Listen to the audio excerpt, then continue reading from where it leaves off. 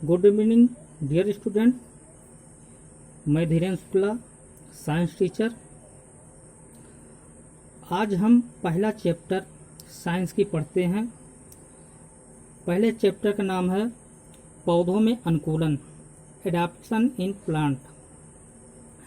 विज्ञान कहता है कि करके सीखा जाए। आओ हम कुछ सोचते हैं अनुकूलन के बारे में। क्या सोचते हैं? कभी आपने सोचा है कि आम का पौधा क्यों दलदल में नहीं उगता है? भूमि पर उगने वाले पौधे क्यों जल में नहीं उगते हैं? समुद्र में उगने वाले पौधों क्यों भूमि पर नहीं उगते हैं? जलकुंभी क्यों खेत में नहीं उगाई जाती है? इस प्रकार के बहुत सारे ऐसे क्वेश्चन हैं जिन पर हमको विचार करना होता है। ये कैसे होता है? ये इसलिए होता है क्योंकि उसमें उस वास स्थान के लिए या उस वातावरण के लिए उनमें अनुकूलता नहीं पाई जाती है। जहाँ पर जिस जीव के लिए, जिस पौधों के लिए अनुकूलन होगा, वहीं पर वो पौधे उगाए जाएंगे। इस प्रकार अनुकूलन की एक परिभाषा होती है। उस परिभाषा के अंतर्गत हम कह सकते हैं अनुकूलन किसी विशेष वातावरण में सुगमता पूर्वक जीवन व्यतीत करने एवं वंश वृद्धि के लिए जीवों के शरीर में रचनात्मक एवं क्रियात्मक अस्थायी परिवर्तन उत्पन्न होने की प्रक्रिया है। अब आप देखते होंगे कि पौधे दो प्रकार के दिखाई देते हैं, स्थलीय पौधे और जलीय पौधे। आप ध्यान दीजिए, स्थलीय पौधों में भी बहुत प्रकार होते हैं। स्थलीय पौधों में मैदानी क्षेत्रों में उगने वाले पौधे, कुछ पौधे होते हैं जो मैदानी क्षेत्रों में उगते हैं, जैसे आम, बरगद, ये केवल मैदानों में उगते हैं। कुछ पौधे होते हैं ये रेगिस्तानी क्षेत्रों में उगते हैं, जहाँ पर जल की कमी होती है, वहाँ पर नागफनी उगते हैं।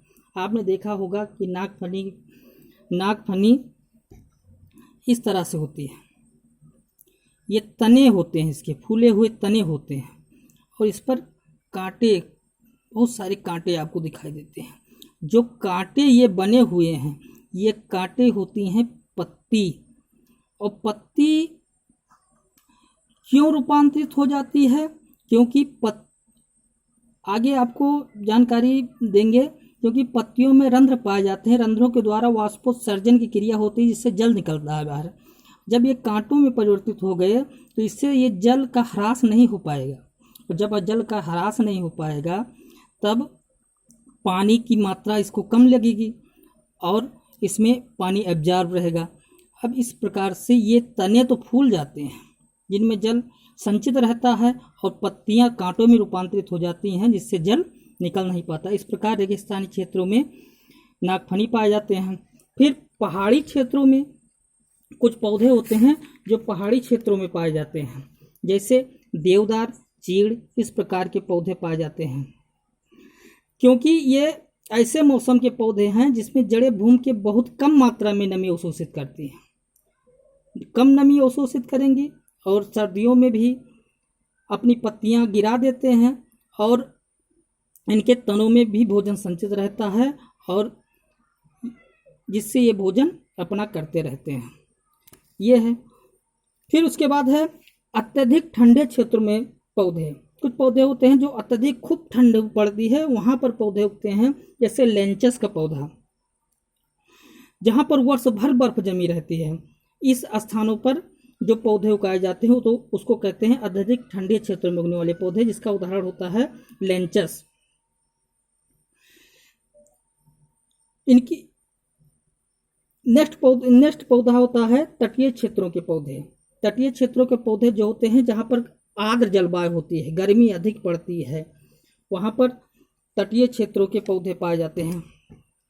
तटीय क्षेत्रों के पौधे पाए जाते हैं, जैसे नारियल, रबड़, जो सदाबहार होते, कभी भी इनकी पत्तियां गिरती नहीं है, हमेशा वर्ष भर ये हरे भरे रहते हैं, हमेशा हरे भरे बने रहते हैं। नेक्स्ट पौधा होता है दलदली क्षेत्रों में पाए जाने वाले पौधे। कुछ पौधे होते हैं जो दलदली क्षेत्रों में पाए जाते हैं, जैसे मैग्रोव होते हैं, ये दलदल में पाए जाते हैं। इनकी जड़ें क्या होती है कि खूंटी, जमीन से खूंटी के की तरह ये जमीन से बाहर निकले रहते हैं, इस तरह से बाहर निकले रहते हैं। और क्या होता है कि ये इसको यहाँ से ऑक्सीजन अवशोषित करते हैं, जिस प्रकार इसको हम कह सकते हैं श्वसन जड़ें भी कहते हैं। क्या कहते हैं?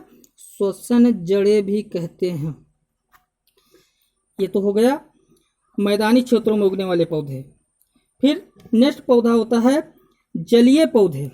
कुछ पौधे होते हैं जो जल में उगते हैं, जिसमें पहला होता है जल के भीतर उगने वाले पौधे। कुछ पौधे होते हैं जो जल के भीतर उगते हैं, जैसे हार्नबर्ट होते हैं। हार्नबर्ट, ये इसमें खनिज की मात्रा अधिक होती है।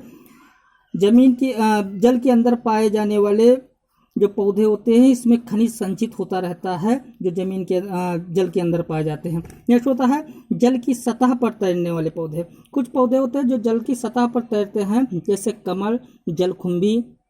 और कमल, जलकुंभी जो होते हैं, जैसे जलकुंभी है, जलकुंभी के तने में हवा भरी रहती है, जिनके कारण ये जल के ऊपर तैरते रहते हैं।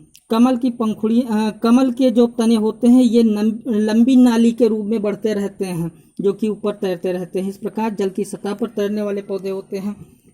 कुछ पौधे होते हैं विशिष्ट प्रकार के पौधे होते हैं, जैसे परजीवी पौधे।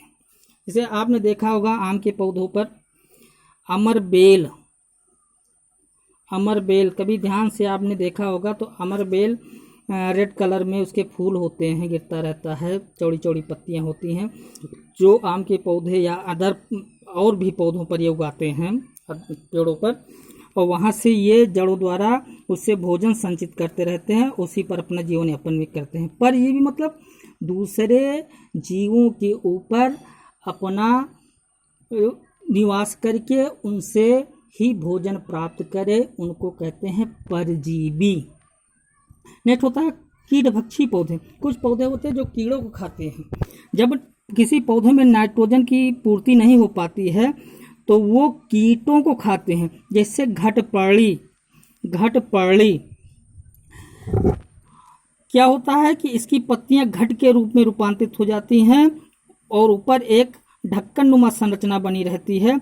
कोई कीट आकर के बैठता है इस पर तो ये ढक्कन बंद हो जाता है, धीरे धीरे उसका अवशोषण हो जाता है, पौधों को भोज्य पदार्थ प्राप्त हो जाते हैं। इस प्रकार से हर पौधे किसी न किसी अनुकूलता के तहत अपना जीवन यापन करते हैं। जहाँ पर जिस पर्यावरण के तहत जहाँ पर वो रह जाएंगे और जहाँ पर उनका अनुकूलता बन जाएगी, वहीं पर वो जीवित पर रहेंगे। और अनुकूलता नहीं बनती है तो वहाँ पर उस पौधे का जीवन समाप्त हो जाएगा। यही चैप्टर का सार है। आप इसको लिखना, कुछ होमवर्क आपको देंगे अभी हम PDF पर, और वो होमवर्क भी पूरा करके आप स्क्रीनशॉट आप भेजना। धन्यवाद।